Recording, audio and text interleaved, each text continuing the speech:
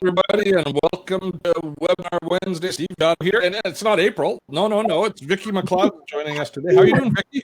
I'm great, Steve. Thank you. Thank you. Good. April is lurking in the back room, so she can help us out. She can deal with any malcontents in the chat, should there be any today. How will we know? Let's ask them if they're malcontent today. I'm sure they won't be. So our topic, we're going to be talking about Zoom, and we're going to be talking about online conferencing and more effective meeting management with online tools. We've got a great topic planned for you today. Just to let everybody know, this is going to be our last. Seriously, Friday, what are you doing? Lay down. There you go. Just lay down. It's okay. He's all excited. I don't know why. Because the doorbell just rang just before. There is. So let's settle in. Good stuff. So where was I? Oh, what are you doing today?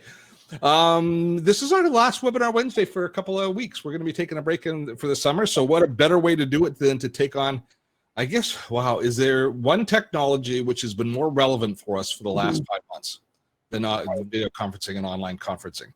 So that we're going to be talking about more effective meeting management, because here's the thing.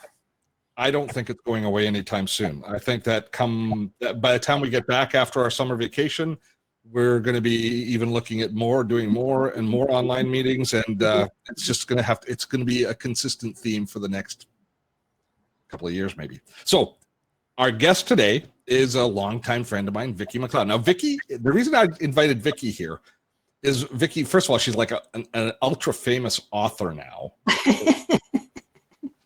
Okay. Well, you've got like 75 books out on Amazon or something like that. Like 5 books out on Amazon. But 4 is quite a bit, actually. It is a lot. But when I was writing them anyway. But you recently wrote a book on effective communication in business, effective business communication in the workplace. And I had to think, just as you published that book, like, oh my gosh, has the world changed 180 degrees versus the theme in your most, and now fortunately you did cover online meetings as part of that effective communication, correct? Yeah, but I had no knowing, that we were going to be in this situation, no prediction whatsoever. Yeah, exactly. Yeah. So we decided that for this particular session that we would invite Vicki on, and we would talk about the entire world of effective meetings. So let's take a look. Have you been a guest on Webinar Wednesday before? I have. We did a piece on self-care. I think it was around. That's right. A while back. I couldn't recall you were there. Yeah, actually, I was in Arizona at the time when. Oh, you called it from Arizona. There you go. So right now you're over she's in Nanaimo, BC, not too far from us here. And there's Lowell Ann, who's in Victoria. We got people all over. So where we got Peter from Bergenstrasse, Germany. Did I pronounce it right?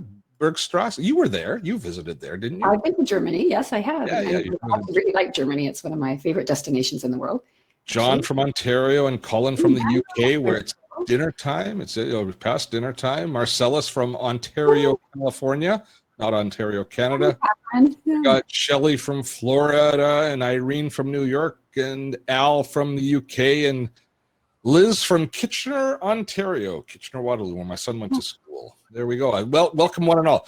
So it's going to be a typical Webinar Wednesday format today. Vicki recorded a really nice tutorial that's going to kind of walk through a lot of the pieces of doing effective online communications with us for effective meeting management. And then while we're playing the video, we will be in chat answering as many of your questions as we can. And as you've already noticed, April is in chat. We might bring her on camera. She put on lipstick. I feel kind of and this is She got all dolled up to be on air today. Effort, right? To actually, you were commenting. I'm actually wearing pants today. Well, talking about effective communications, poor April. I mean, within our own internal team, it's like usually about 6 minutes before the webinar starts, she goes, "Am I on camera today? By the way, you never told me." Because I'm not always the most effective at letting her know these things. But she is here and available to jump in at some point. So before we go too far, though, I would like to have a big shout out and thank you to all of our patrons. This channel, Dotto Tech and Webinar Wednesday, is supported through the generosity of our community through Patreon, which is a crowdfunding site. And there are a whole bunch of patrons in the room right now, so we want to acknowledge you and thank you so much. For those of you who don't know, our patrons support Dotto Tech financially to help us deliver tutorial content, educational content that we do every week here on Webinar Wednesday. And we deliver all this content free. And as I say, it's supported through the community. Now, what happens, though, is this particular webinar, and all of our webinars are available for 48 hours after we finish. And then we archive them. And we've got, this is our 140 something, 142nd of these webinar Wednesdays I think we've done. And they're all archived for the use of our patrons. So we have this big webinar archive where our patrons can go back and they can watch tutorials on everything from productivity through content creation, through video creation, through social marketing. We've got tutorials on all of these topics that are available, and they are there because of the support that we receive. So a great big thank you to one and all. If you want to know more, you can visit us. April has dropped the link at patreon.com/Dottotech. And as I say, we just want to have a big shout out and thank you to all of you who support us. You guys are you're the reason we're able to continue to do this week after week. But after this week, I am going to. Oh, there is. I like that. I like Deborah's comment. Best $10 spent. That is. Thank you. Appreciate that, and we appreciate you. So, are you nervous? Are you asking me? Yeah. Not especially. What I was just thinking about was I signed up as your first patron. You did. Because you were testing your system, and the thing that really attracted me to it was that you were giving away free hugs, and I was thinking, now we're in this no hug time. Back in the day, I've upgraded hugs, right? So I was just thinking, To be fair, that is a little bit in the Wayback Machine. When I first started Patreon, I didn't start it with the intention of actually using it. It was a while before we figured out the link between Webinar Wednesday and we put together the whole community.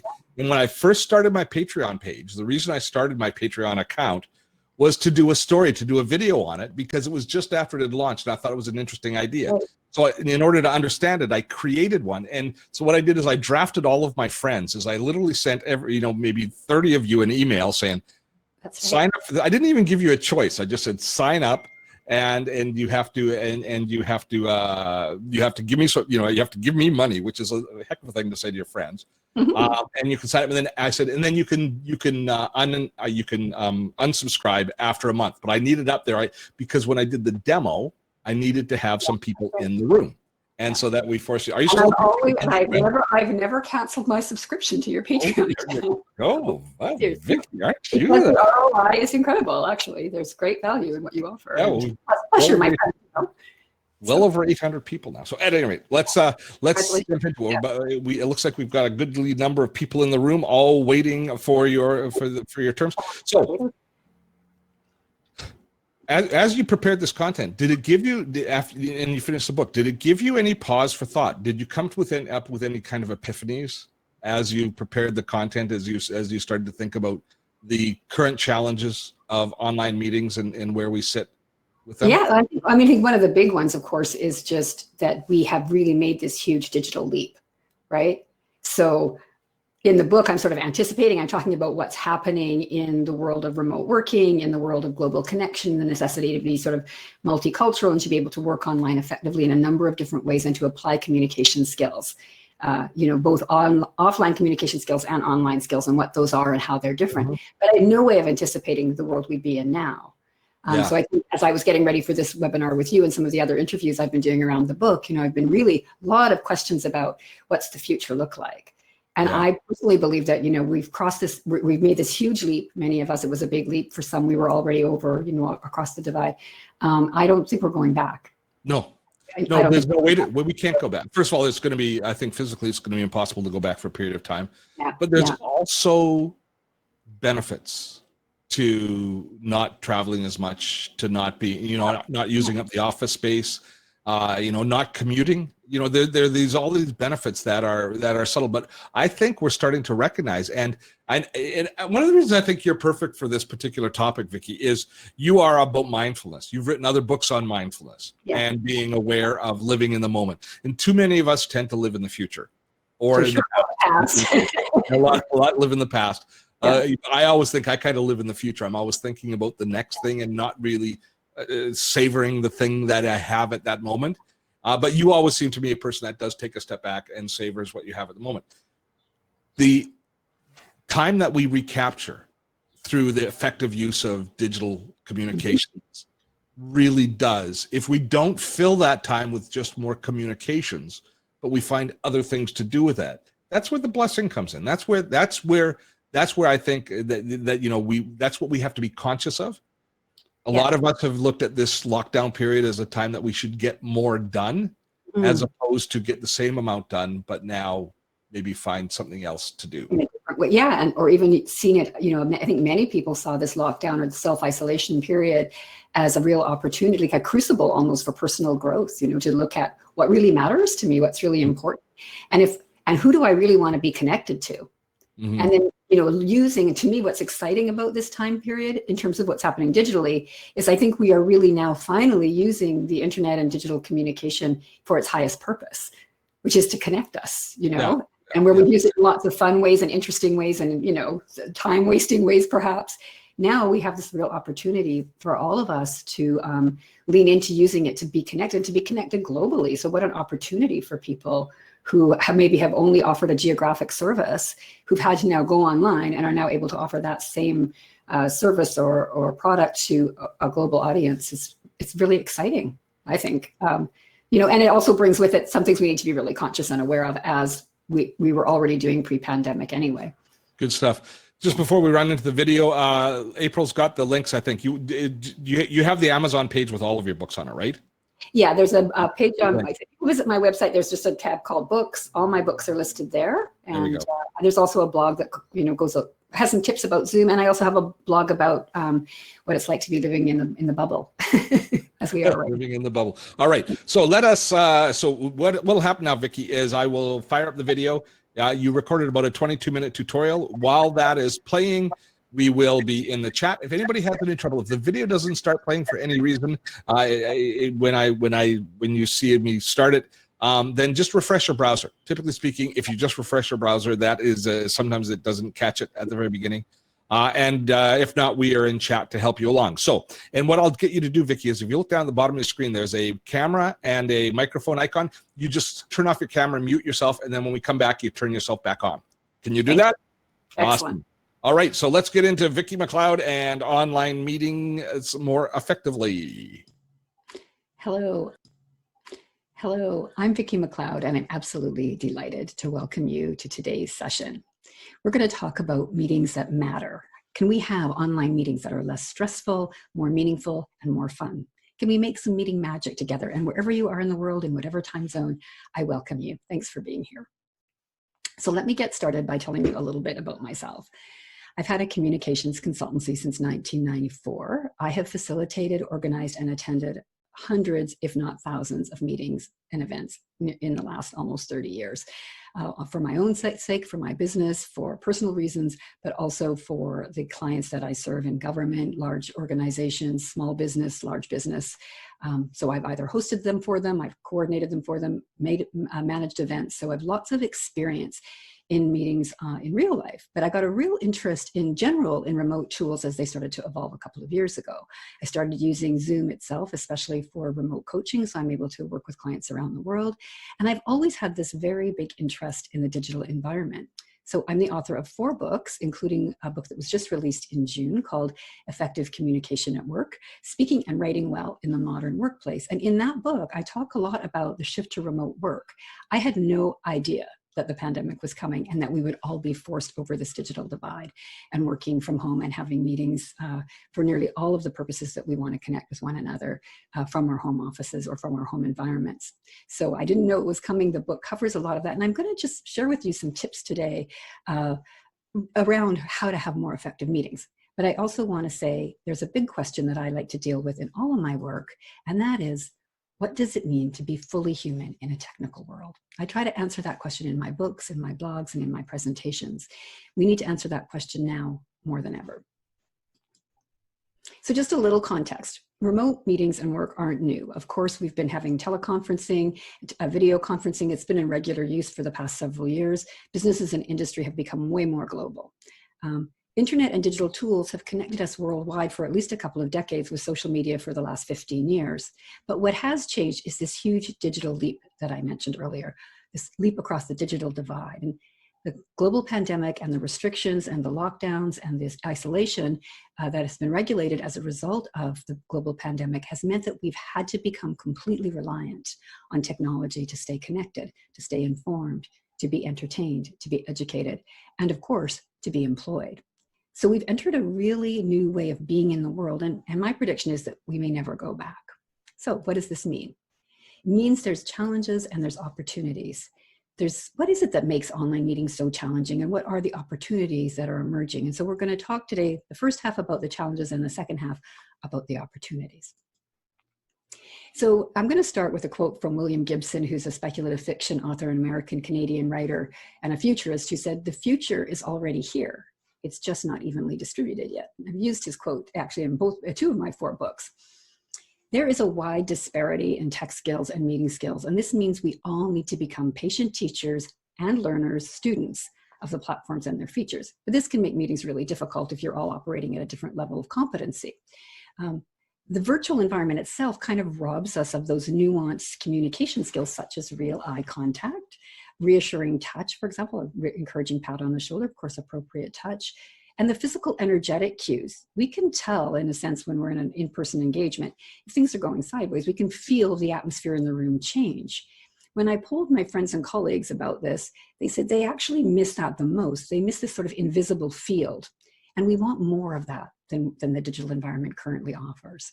We're also in this state where there's a merging of daily life and work. Everything is taking place at home, especially for those of us that are in a lockdown or still in our bubbles because of other considerations. So the online environment is very distracting. So we're merging our daily lives. We've got all these distractions around us in our home environments. And then we're going online where, of course, our attention is the currency, and marketers and others are trying to get our attention in multiple ways. And we find this draining, this necessity to try to be focused on so many things at once is really draining. And then to be spending time in front of a screen, we're finding lots of new research coming out about things like Zoom fatigue. So I think we need some new self-care processes, or at least some more intentional ones. And I think the other challenge is that we're going to be tempted perhaps to try to imitate or replicate real life experiences. And you know what I'm saying here on the slide, I think it's likely we're going to have to invent something new. Some new protocols, some new etiquettes, some new ways of being. And it's going to be a kind of a magic. It's going to be alchemical, you know, an alchemy process. So that maybe will come up more in our opportunities discussion. So let me start with the very first challenge that I pose, which is this notion of digital literacy, the fact that we're in an uneven playing field. So my very first tip for you here, whether you're hosting the meeting or whether you're a participant, is to try to democratize the digital skills. Know your tech. There are many great resources. Steve Dotto is one where you can learn all kinds of great technical insider tips on how to set up your camera, your lighting, your audio, and your background to be most effective. So test these things out, try them, practice, and then level the playing field by sharing your know-how. Give your participants advance notice. Offer them the tech tips in writing. Send out an email that lists all the things they need to know about the meeting, including links and passwords and so on, and keep them handy. Bonus tip, looking at the camera emulates eye contact. It's a really lovely way to let people know that you're listening and present and tuned into them. This is one of those nuanced communication techniques. Really important to be empathetic and engaged. You need to start to develop online a wider set of verbal cues, so you will need to be more directive, verbally directive. Remember, on Zoom, depending on what you're doing, participants can't always see you. And sometimes people have chosen not to enable their video. So you're going to have to be more directive, and you're going to have to ask more questions and really actively listen to the responses. Also use gestures on camera. This helps to create engagement. It helps to lift the energy in the session, and it's really a much more normal way of communicating. Lean into the chat and other features that to help with engagement. Ask some good questions in there, and practice emotional intelligence. You know, I'm aware as you're listening to this that you're probably in various situations in the world. You may be coping with issues such as grief and loss. You may be having to navigate family life and homeschooling for children. You may be trying to figure out to stay in or go out, or you may not even have those options. So it's important to be an encouraging facilitator and invite people to share what's going on for them, really. So the third challenge that I posed was navigating daily challenges at work or at home. Set loving boundaries. Set yourself up to win, whether you're leading this session or whether you're participating. Manage your external environment, your online environment and your offline environment. And be sure that you're taking care of yourself. Get adequate rest. Make sure you have time that you need to prepare for sessions the same way you would prepare for a meeting if you were in the workplace. or in person for that matter. So dealing with distractions, this really relates to this environmental distraction. As I said, attention is your currency. Spend it well. There are two things that human beings like to avoid. We like to avoid focus and concentration, among other things. Why? Because they require some effort and work, and we're masterful at finding ways to create more ease in our lives. So try to learn to make friends with the qualities of focus and concentration. And a big tip here is, if you are practicing any kind of regular mindfulness or meditation practice, this will help you to develop concentration skills. It helps you to develop stillness and the ability to sit presently in the moment. So if you need to know more about that, please don't hesitate to reach out to me. The big one that we talked about at the beginning is the stress that we're all experiencing and screen fatigue, something that, I think we were somewhat aware of. It was emerging pre-COVID, but we're really aware of it now. So my tips here: increase your self-awareness, tune in, check into yourself. How am I doing? What do I need right now? And manage that screen time. Be selective about what you say yes to and say no. Also, try not to book back-to-back meetings. Book in transition time where you can have refreshment, rest, or exercise, and get offline and get into nature. Even if nature is your backyard or your patio garden. A little bit of green space, a little bit of forest bathing, as people call it, really, really helpful to reduce stress and keep us away from screens. So really, my main tip here, though, is to practice mindful self-compassion. Be gentle with yourself. You're not going to do it all perfectly. We're all just doing the best we can. So be gentle with yourself and be gentle with others as you learn. As we say here in British Columbia, be calm and be kind. So there's a number of kinds of online meetings. I'm just going to stop for a moment here and just, excuse me. There's personal meetings, there's professional meetings, and there's the one-to-many where we are, giving a webinar or something to a large group, something like this. There's a lot of you out there. Hi to all of you. And then, of course, there's virtual events, which have a slightly different nuance. So I'm just going to take a look here at this slide. I've got a few images. So David White offered it ended up being 4,000 people. He offered 3 Sundays in April, May, and now in July, talking about poetry and using poetry as a vehicle to understand what we're going through. He was able to hold an amazing, energetic space during this. I'm going to talk a bit about that later, but this is a one-to-many model. He's talking to 4,000 people. He's not seeing any of them, but we're all seeing him. Of course, there's the personal celebrations. I had my birthday during the pandemic. Many of my friends and family did as well. And you can see here, this is a very joyful looking celebration. We're actually sharing a very important and rich emotional field online through, in this particular case, if you notice, we've got people engaged. We've asked them to participate. There's a cake, there's candles, there's toys. We said, bring the things that will help you to celebrate and sing happy birthday. So there's ways that you can engage. Plan for your personal events in the same way that you might plan for your personal online events, the same way you might plan for an offline event. We tend to forget that we usually issue invitations with some, bring this, do that, have this, wear a hat, wear a costume, whatever it is. So you can do the same thing in your online personals. What I want to call your attention to here in the Soho virtual event slide is, first of all, something that Soho did. Soho is a small office, home office organization that hosts amazing events in the city of Victoria, BC. And Chris Burge, who you see here pictured, did these as day-long, sometimes 2-day-long events. What he's done is he's broken it down now. And so instead of a long 2-day event or a long 1-day event with stages and speakers and so on, he's doing shorter 1-hour events. So break your longer virtual event into something shorter and more manageable, which will help us with screen fatigue. I also would like to call your attention to the backgrounds here. So you can see that our friend Bosco Anthony is in Australia. He has a virtual background that he's using. This will require him to keep quite still. If Bosco starts moving around, people are going to lose him in the background. So what we lose in a virtual background is, first of all, that's a sense of reality, but also it minimizes our ability to use gesture as a way to communicate. You can see that Chris has chosen to put a branded background in the background. So this is a great idea if you're trying to sell products or services or a cause, put your branding in your background. And of course, I'm in my home office with a very similar background to what you're seeing here, only with the addition of my newest book. So, it's a subliminal kind of form of branding, but it's also, this is my real environment. So just calling your attention to these differences in this one. Over here, I belong to something called the Grey Swan Guild, which is a very interesting think tank, futurist thinkers, global. We have large meetings, we have general assemblies, we have many meetings, and we've come up with some really great ways to engage people. So this is a more of what I would call a professional style meeting, a work-related meeting. But you can see here we did a very simple exercise where people were asked to write with a marker on a piece of paper, you know, one of their visions for what we would come out of with our work. And it was very powerful when everyone put these up on the screen, and it was physically engaging.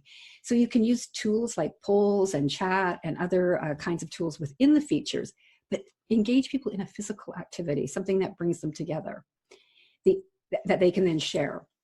So an individual exercise. The other thing I would suggest is that you use breakout rooms. We are hungry for contact, especially right now. So if you can create opportunities for people to chat in small groups in your virtual event, or even in your meeting, or even in your personal celebration, we'll be emulating a little bit more what we experience in real life. And again, I think there's a danger zone of trying to replicate real life online. But at the same time, it's giving people what they're truly hungering for, which is connection. So these are just some tips based on the various types of meetings that we might be engaged in. There's also spontaneous meetings. Your colleague pings you in Slack or something like that, and you sort of jump on, you know, great advice, be dressed, be ready to take the call, or, you know, be transparent if you're not. In all cases, with all kinds of meetings, you need to know your purpose. So whether you're the host or an attendee, be clear about what the meeting is for. And purpose tends to operate on more than one level. So here's some examples. For personal gatherings, we know we want to stay connected and celebrate together, but we also want to know we're loved, and we want to know that our loved ones are safe and well. In work gatherings, we're forwarding our important tasks and initiatives and our projects. We're trying to accomplish things, but we're also needing to build relationships, to create trust, to enlist allies, and to grow commitment to our ideas and initiatives. So there's this whole other thing we're trying to do. And with one-to-many events or with virtual events, we're trying to convey big ideas. We're wanting to teach and learn. We're there for professional or personal development and growth, and of course, to promote our products and services and causes. But we're trying to also create a community through this shared experience and common purpose and shared learning. So again, another purpose that's below the kind of surface purpose. So know what the purpose is, and then try to design your meetings in order to meet that very important purpose. We're also after something else when we gather. We're looking for something called chemistry.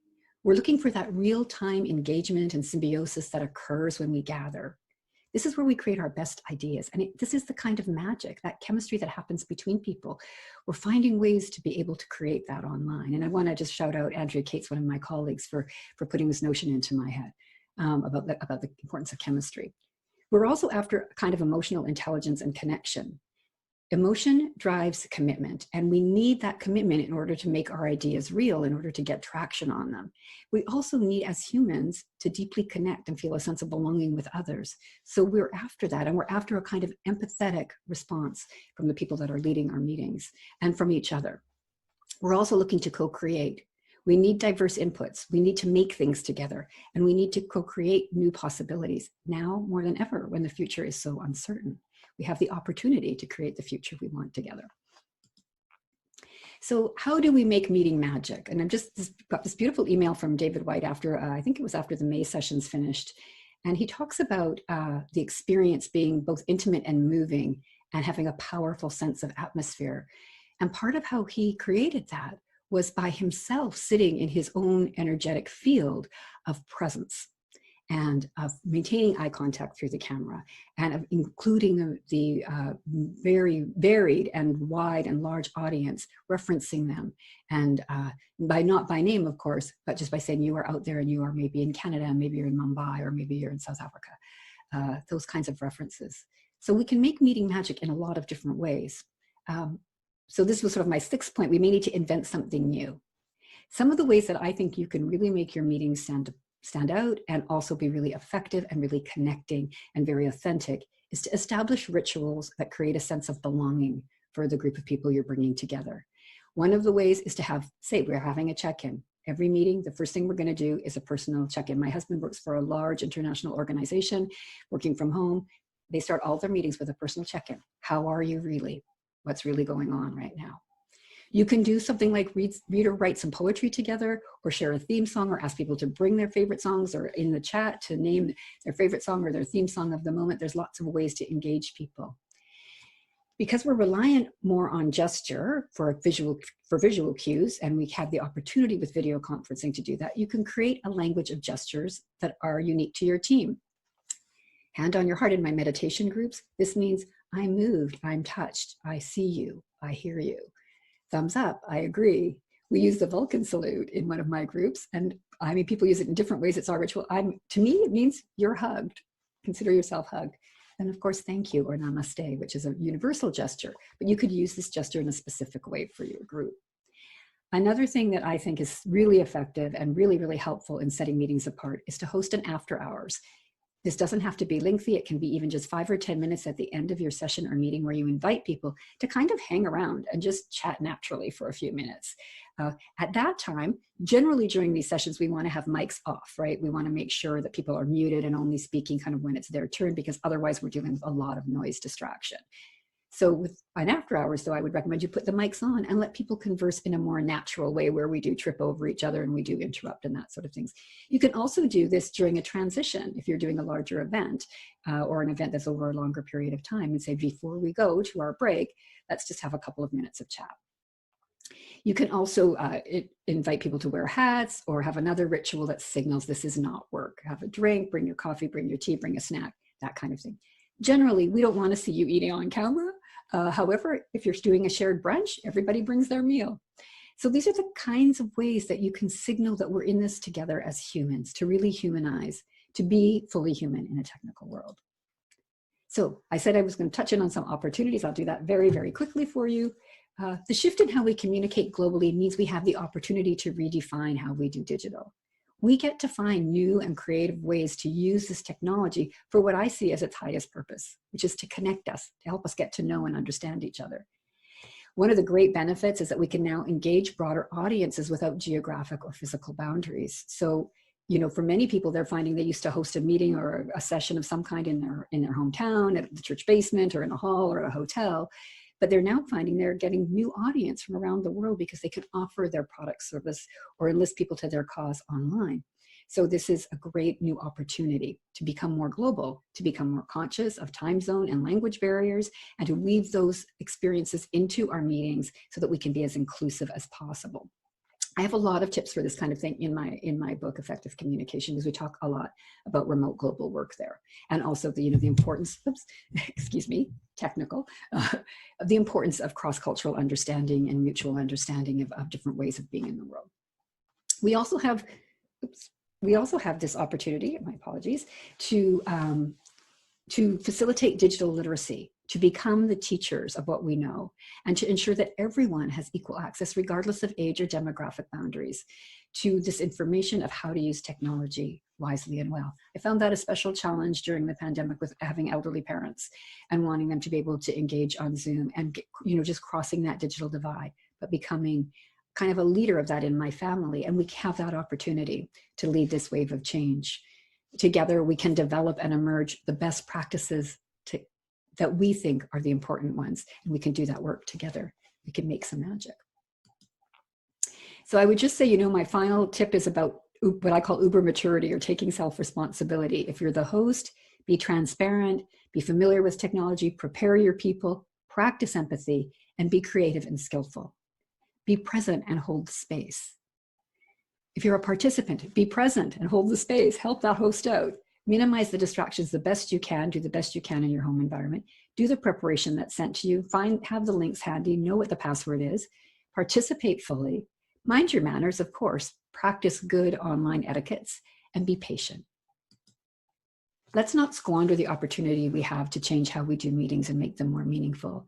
Let's not squander the opportunity to be more democratic and encourage digital literacy for all. And let's not squander this opportunity to be more fully human online. We can leverage the chemistry and emotional intelligence and the power of co-creation and change the way we do business. And we can usher in our own new reality. We need these skills. We can call these aptitudes or attitude skills: open-mindedness, adaptability, patience, and the willingness to learn. And practice Uber maturity. We are the leaders that we're looking for. What can we co-create together? Let me leave you with a poem. This is the time of invisible hugs, of the hold on tight despite. It's now, in the world of distance, that we can work at the invention of remaining together. With that, I thank you. You can find me online. You can find my books online. And I look forward to hearing more from you. Please connect.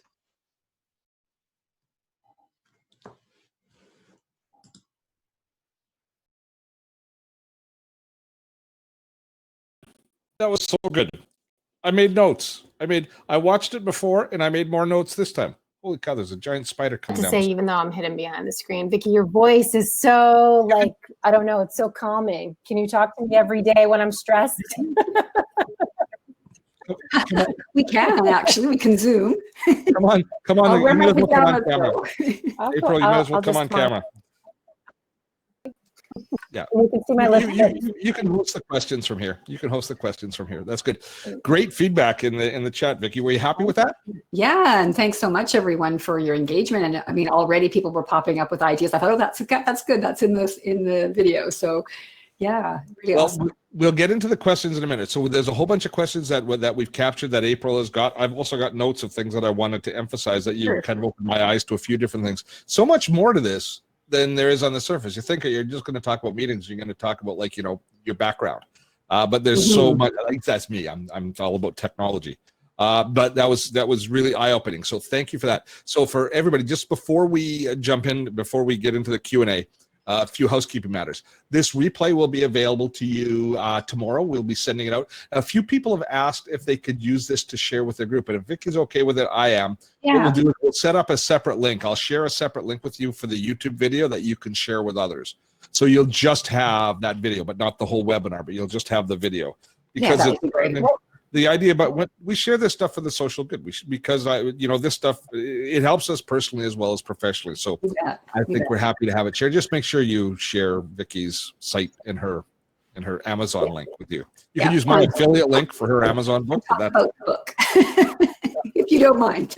That would be good. It's a tough time to launch a book during a pandemic. It's been really hard. Yeah. So that's good. And while we've been going on, we need to welcome Marjo Huff, who is now our newest patron. So thank you very much. Sorry, I should use Vicki's gestures. There we go. We should thank. Come on, April. Give a nice gesture. Thank you. I love that idea. I love the idea. And you can come up with your own, Steve. Like, what are the Dotto tech gestures? Maybe they're going to be something. He storms the castle, and he is a little bit rude. He's for sure. But I've always been all about body language, and I've done it intuitively by I make eye contact with the camera more than most because of my background on television. I'm used to looking at a camera talking while I'm talking to you, and I think that engages people. When I get tired, I start to watch the person on the screen. But when I'm focused and I'm engaged, I look at the camera, and that's but that's a sign of respect for the person. That's what I try and do. But and it's a nice signal. Traditions, it's a nice signal of listening, right? I find I use it if I'm, especially in a one-to-one conversation, say with a friend, and we're looking at each other, but then they're saying something really meaningful. I will look at the camera so that at least on their end, I'm looking at them, and they feel more listened to and heard.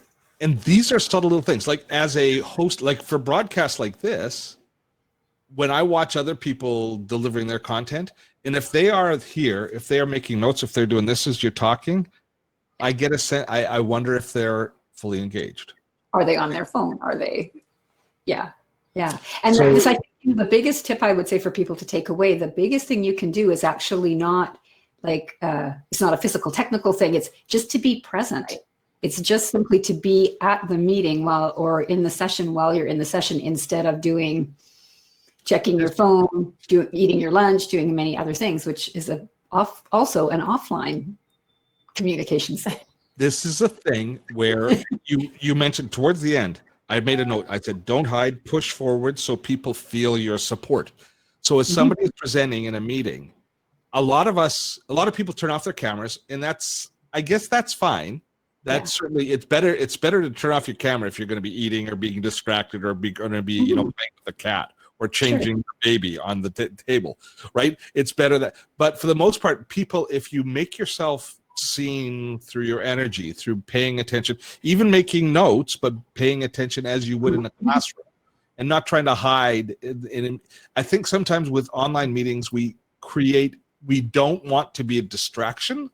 So we want to blend into the background.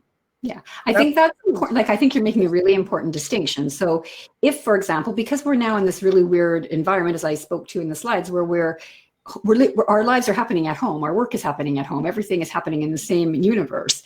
And so you may have to attend to something because you're at home. So yeah, then turn off your video and do what you have to do so you're not distracted. Or if you really have to like get up and move around because maybe your back hurts or whatever, it's polite in a way to turn your video off so that you're not creating visual. Like if I was doing this the whole time that you're trying to talk, that's not really useful for you. It's not supporting the message that you're trying to get out. But if I don't go on video at all, you have no cue from me. There's no way of knowing you're talking to a black box. And there's this interesting dance that we're doing right now with trying to give people that option, because being on camera itself is stressful, especially if you're not used to it. And many of us were used to using these tools before, but now we're not used to it. We've never had to do it in our workplace, perhaps. So I think it's an opportunity to say, okay, just everybody, you know, if you want to turn off your video for a few minutes, do it, or take a break and let everybody go off camera and then come back. I love something that you did at the beginning, Stephen. I was going to point it out, is I talked about the need to be more verbally directive and ask more questions, because we can't always see each other, especially in large Zoom rooms, for example. So you did a great thing. You said, Vicki, you'll look at the bottom of your screen and you'll see 2 icons.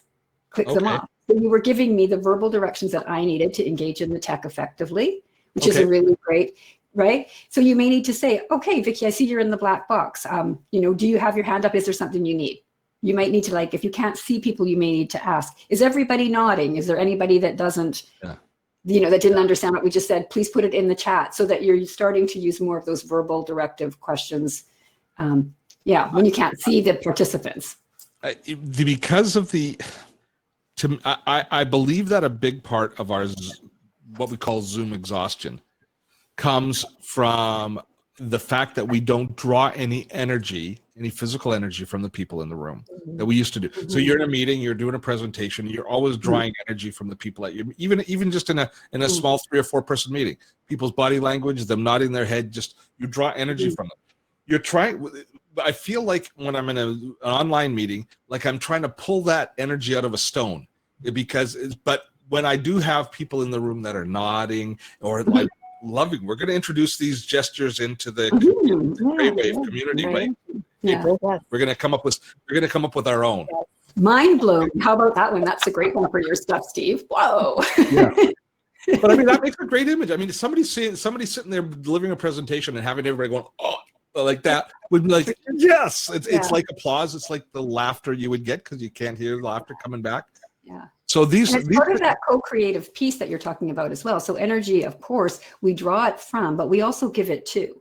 So as both a participant and a meeting leader, you can be in your own energy. So as a participant, what I'm was trying to get across as a point is the Uber responsibility. I have a responsibility as a participant to be energetic, to participate. And if I want success for that meeting or for that particular host, then I think we all need to take that on, especially now when we're navigating this new way of being. If we really want to create genuine chemistry in groups online, if we really want to have genuine connection, people are craving it. When I go out and poll people, they say, oh, I'm missing the real connection that happens in person.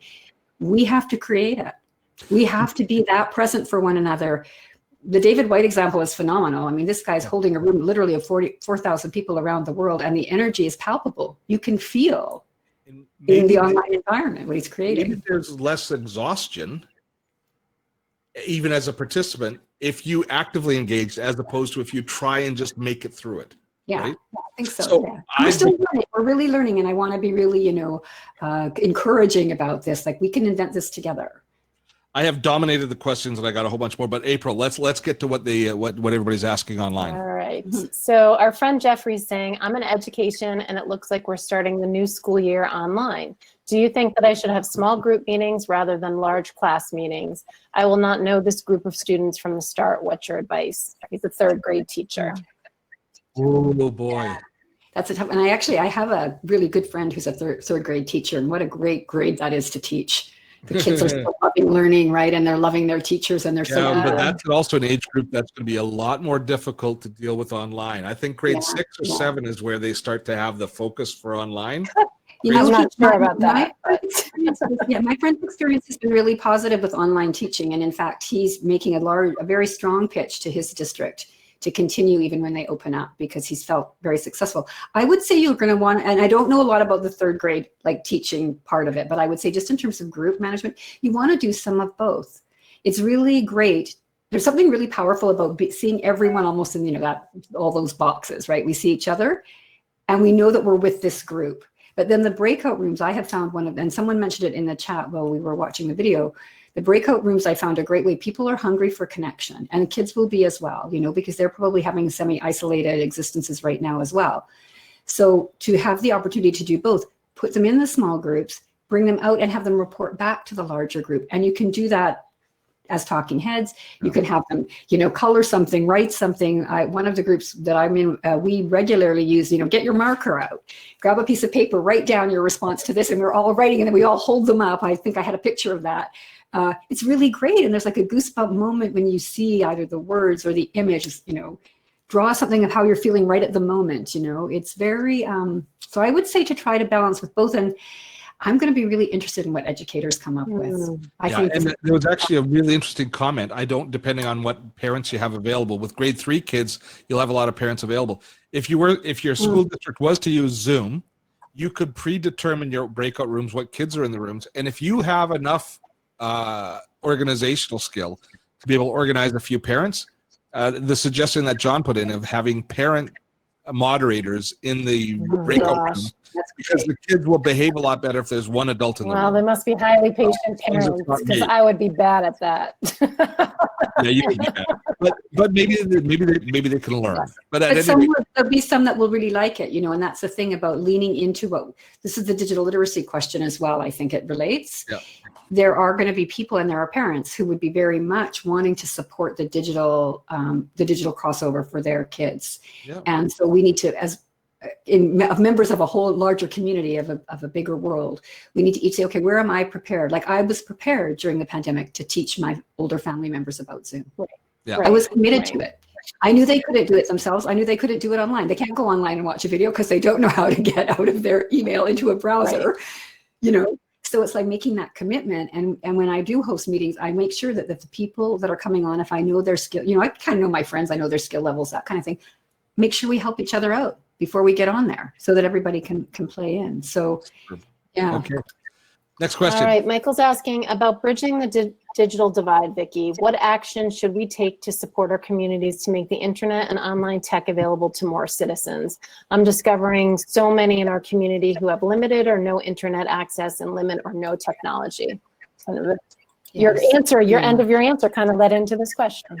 It led into it, and I just want to say, to me, this is like the failed promise of the internet, right? Like the internet was the big promise was everybody will be connected, we'll get into remote communities, we'll make sure there won't be economic barriers, and of course we have all kinds of barriers to people having access to internet. First of all, the fact that you're asking the question is the very first step. The fact that you're willing to say, I've noticed in my community that this is happening, and how can we help? Like, what can we do? I know that Steve's putting up his phone, so the phones are. Okay.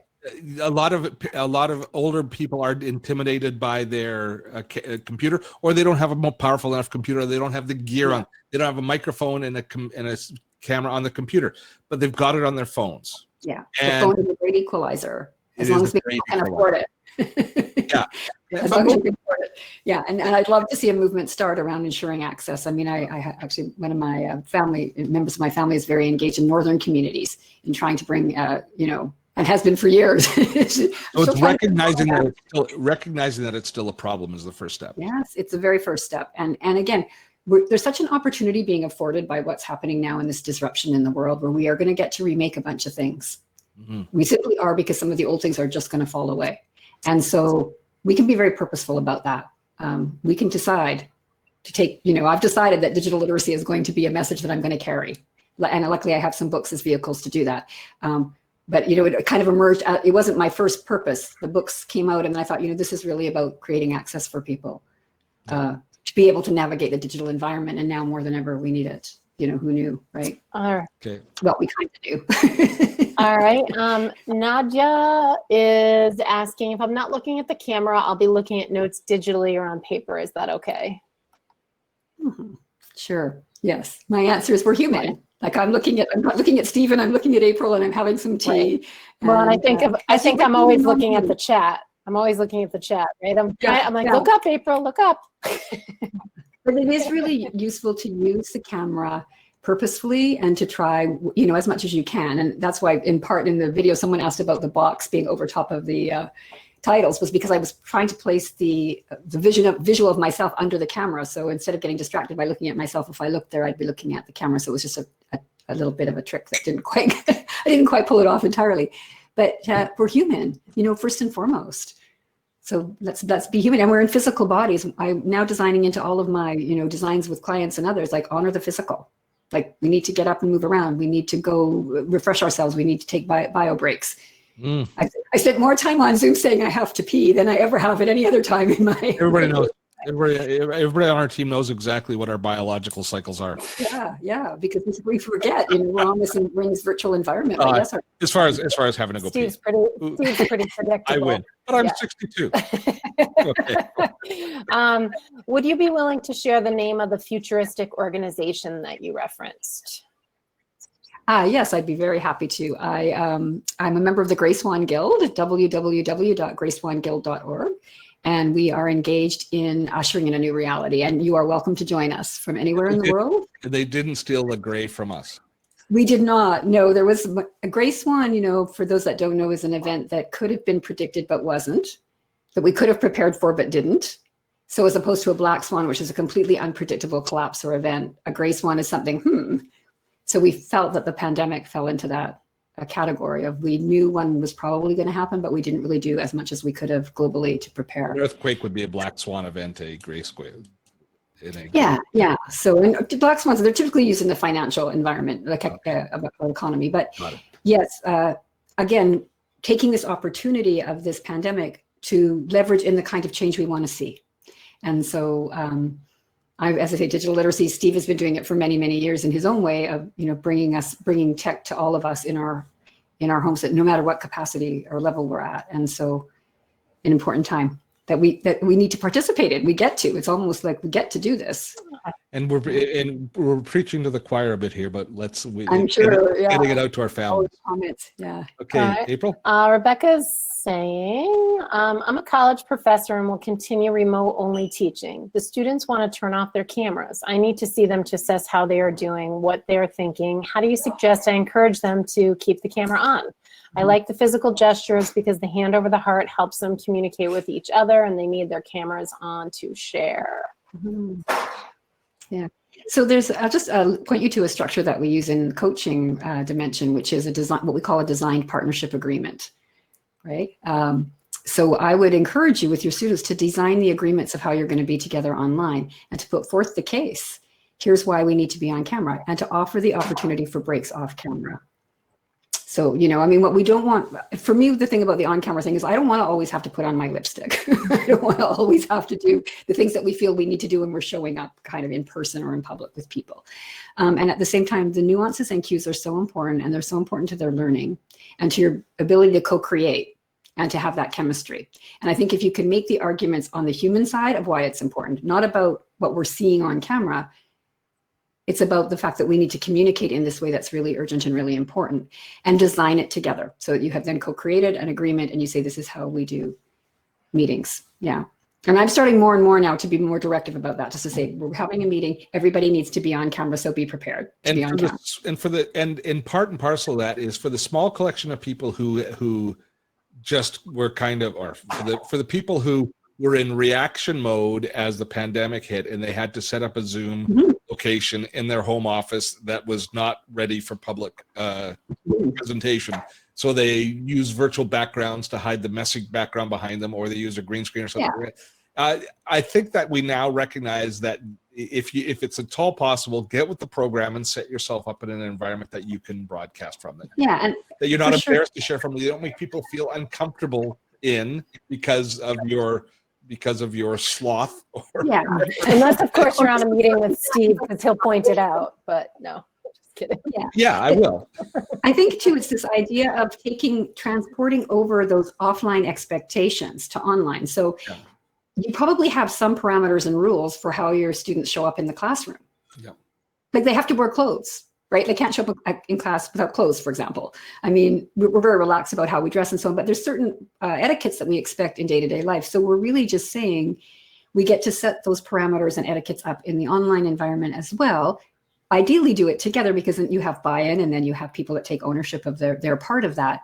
But it's not, I don't think it's an unreal expectation to say to someone, we expect everyone to be on camera during class. We will take breaks so you can take a rest from the screen or go and do things, or, some people just need it. Sometimes, I've had moments where I've decided I just need to shut off my screen, and I want to actually shut off everyone's screen sometimes. I don't want to see anyone, And Sharon pointed out, when you're in Australia, hair and makeup at 4 a.m. is to be visual on the real pain.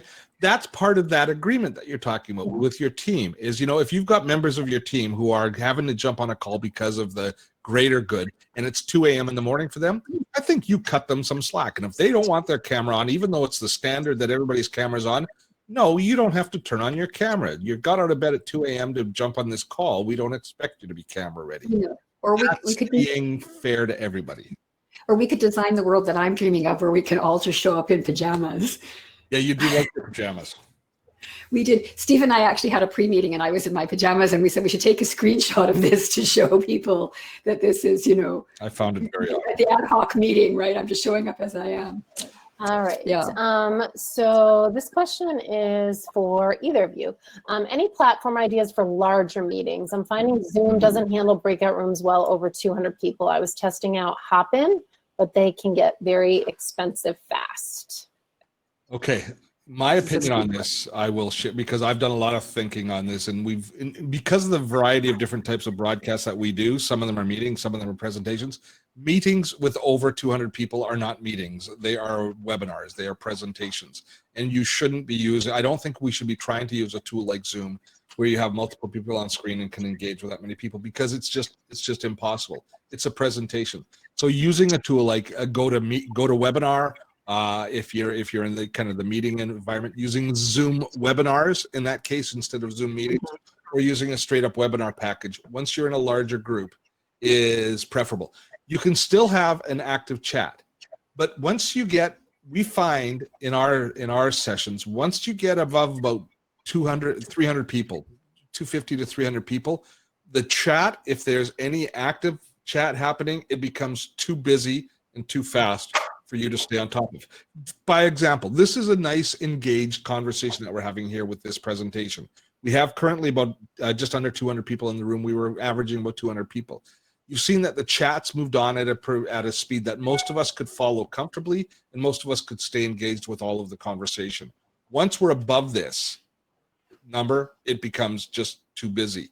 So I don't think that you should even be trying to have a meeting at 200 people. You should be looking at doing it as presentations, and then possibly, if you do have to have meetings, looking at smaller groups to break out in using a series of Zoom meetings or something like that afterwards.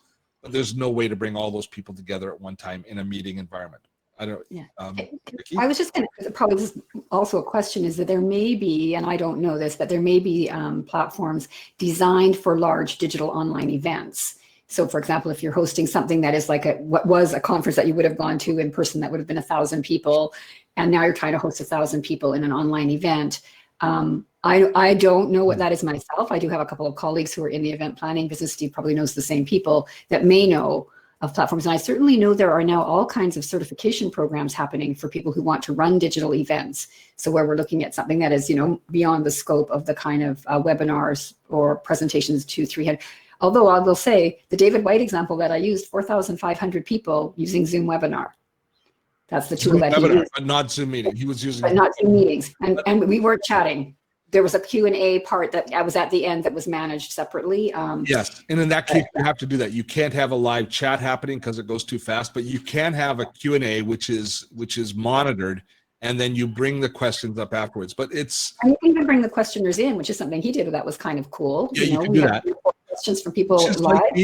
Like that's like being in an auditorium with 3,000 people and having the microphone and having people walk up to the microphone and then selecting individual microphones. It's workable, but it's not a meeting. It's a presentation. Right. Yeah. So it's a different thing. It's like it goes more into that online virtual events only on the larger scale, which I know I didn't really cover, but yeah.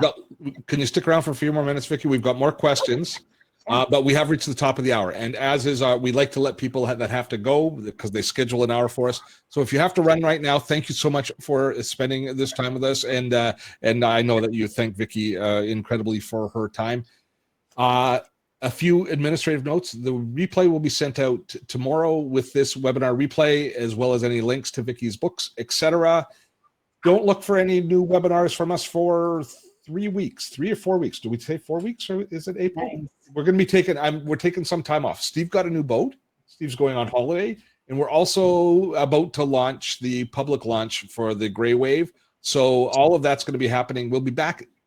I think the second or third week of August is when we have our next. It's the third week in August, I believe. Yeah, we're taking a little bit longer break than normal, but we'll be, and keep your eyes open for in the newsletter because we've got something planned. We're going to be trying out something new in the webinars at the end of August. So we're not going to be in Demio. We've loved Demio, but we're going to be trying something new. We're 90% certain that we're looking at actually delivering our webinars starting in the fall, using live streaming, using YouTube Live, Facebook Live, overcoming some of the different technical issues, but we have to make sure that we have the same level of engagement, et cetera. So we've got some ideas about how we're doing that. We've been noodling it about in our mind, and I think we like what we're coming up with. So it'll be interesting. And that's all because of our pivot last week, right? On Webinar Wednesday, that kind of big part of it because everything went to hell in a handbasket. No, we saved it. To all of our patrons, thank you so much. Enjoy the rest of your summer. If we're not doing any new webinars, but you can always still reach out to us in Patreon, asking any questions. We're still engaged. We're going to be around. We're just not going to be delivering brand new webinars over that period as we take a little bit of a break. So thanks to all of you who have to go now. Let's get back to the Q&A. Okay. So, sorry, just let's see. When you're joining a meeting, do you need a new link every time? That was someone's question. So, Depends on the application. On the platform, in the style of room, like in Zoom, you can have a permanent meeting room that is always open that people can have the same link. And if it's an event, it's going to have a separate link. Expenses, how to deal with the expenses like green screens, cameras, etc. How do we deal with it? Who will pay, especially if they are paying for the course? Cameras are expensive, backgrounds. Mm-hmm. Okay, well, I'll take a stab at that. First of all, you don't have to have all those expenses. The one investment that, and Steve, you may have a different opinion, but my opinion is the best investment that you can make is in a good mic. If you're going to spend money on anything, spend it on the audio quality. And then I'm using, as you can see, if you look in the reflection of my glasses, I think you can see I've got a small ring light that I use that was very inexpensive. It was I think it was around $60. But natural light works great. So, I just have my regular office background. But I think that if you're offering a course, the course attendees will need to have their own equipment in order to participate. If you're working for an institution like a school or a university, then that is probably a negotiation that you'll be having with your employer in terms of who's covering what costs. It's the same also if you're being required to do meetings remotely for work now that you weren't required to do before. That will be a negotiation with in my husband's case, his organization provides the equipment, although we did buy his mic. So, yeah. All right. Good stuff. I actually, believe it or not, I think that was the last question. So. Oh, good. Good. I mean, good timing for us. I'm happy to stay and answer the questions. It's a pleasure, actually. Well, I'm looking forward to coming up with new hand singles. I love this. I love. Mind blowing. I never thought about entrenching in what we do. Some sort of definable gestures. So we've got to come up with these now because this is the perfect time for us because we've just launched the Gray Wave, our membership site, and we have tutorial meetings which are like 30 to 40, 50 people. What's that one mean? What is that? What the hell is that mean? It's a wave. It's a wave. For the Gray Wave. I thought you were saying like, move on, Steve. Get going. I feel like it should be more like, ooh. Yes, because we're moving forward. What's lovely about it, on the serious side, is that it does build community. It's a sense of belonging. We have the signal. It's like what we're finding things to replace the handshake and the hug, right? So, we use, the Vulcan symbol or whatever, in my meditation group, it's this one. This is the symbol that we use. I was driving the other day. I was driving slowly with my boat, and somebody told me I was number one, but they used an interesting finger to tell me. But I'm saying, you're number one. I knew we were going to go there. Did you, April? I had no doubt that we would get. When I said gesture, I thought, yeah, that's a rush. That's terrific. Well, thanks so much, Vicki. That was awesome. I made notes, and it's kind of inspired me to try and make our. I don't know why I haven't thought of it, but I do feel motivated to try and make our meetings, not our team meetings, April, don't worry about that, but our public meetings that much more relevant. Right. Well, I appreciate that, because Steve will just like whip out and be like, hey, let's get on live, or he'll be on something. He's like, why don't you come on live? I'm like, is this too many people? Is this just to one? Like, where are we right now? Yeah. Well, well, still, in the ad hoc meetings, those instant communications, they're a whole different. In every organization builds their own routine around those. Yeah, and again, it's all about that designed agreement. Like to say, okay, yes, I'm up for ad hoc meetings, but I'm going to need 5 minutes notice. Yeah. Or to say, yes, I'll come on, but I'm not going to come on camera. You can set up, and I talk about that in the book, the importance of negotiating with each other, especially when you're dealing with different time zones and different, there's different cultural expectations often for things, family things.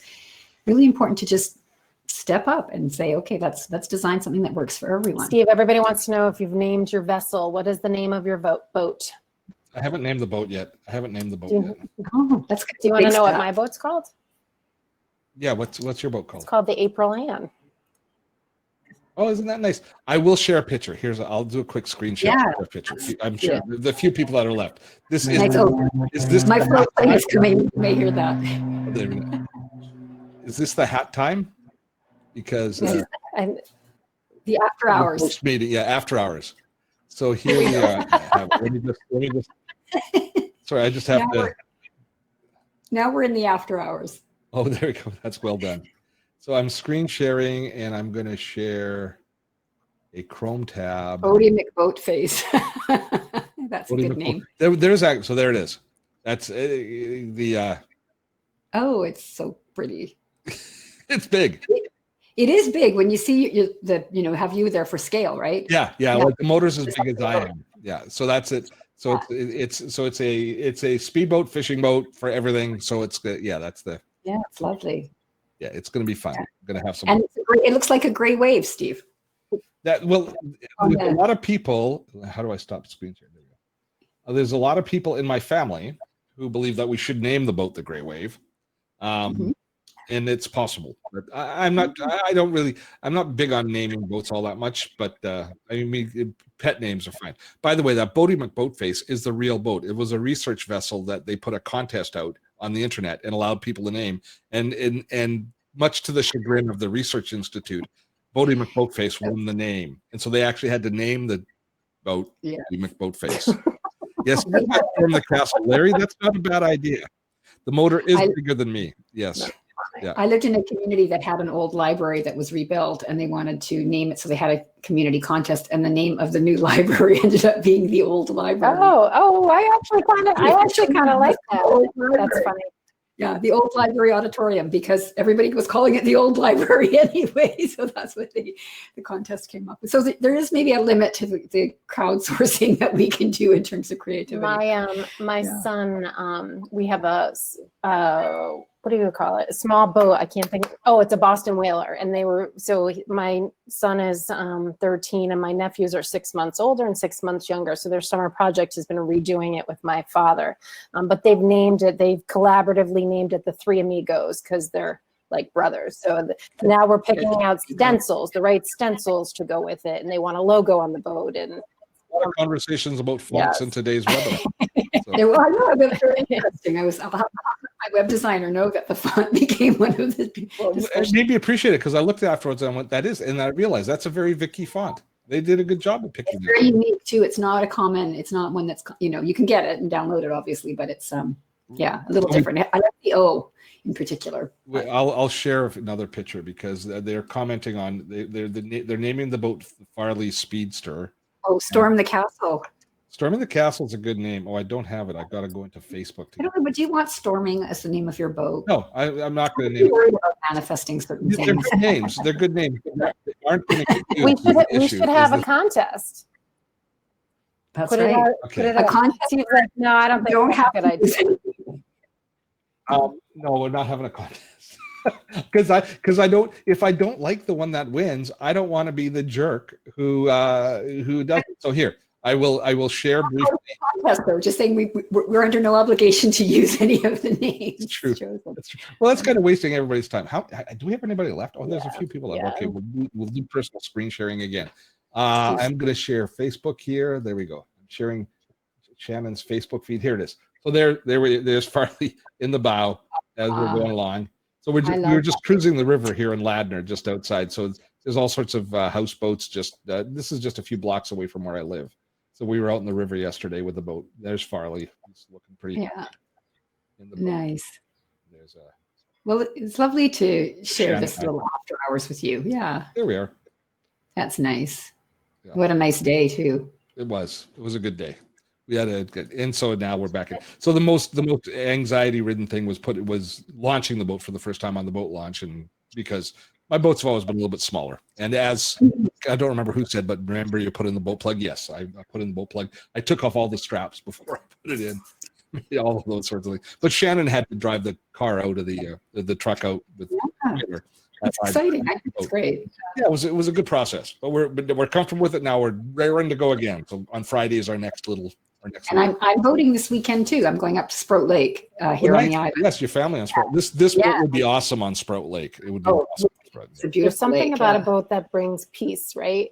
In a lot of ways, because I don't know, like my husband and I, like it's just being on the water. It's just like soothing, and I'm very into the word soothing today. Vicky's voice is soothing. The boat's soothing. My word of the other thing with having a boat is it takes care of all those nasty little decisions of what you're going to do to spend your money on, because there's none left. Well, this is true. This is true. There's a saying for boats, but I don't know it. I should know it, and I should own it well, seeing we drop so much money every year on our boat. It's ridiculous.